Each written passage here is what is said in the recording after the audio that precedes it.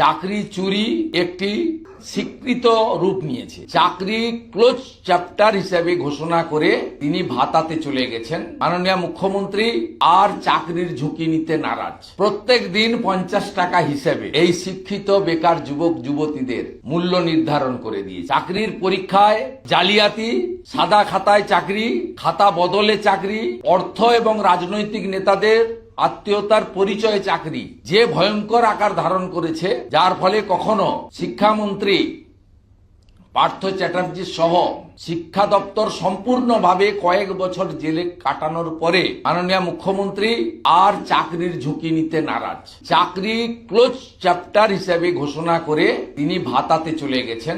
কখনো কাকদ্বীপে গিয়ে ফুল ধর্ষণে 40,000, হাফ ধর্ষণে 20,000, অভয়ার মা বাবা চাইলে তো আমি 10 লাখ দিতেই পারি। এইভাবে পশ্চিমবাংলার স্নাতক সাম্মানিক, master degree, basic trained, vocational training প্রাপ্ত আপনি প্রত্যেক দিন 50 টাকা দিয়ে এদের দাম নির্ধারণ করে দিয়েছেন।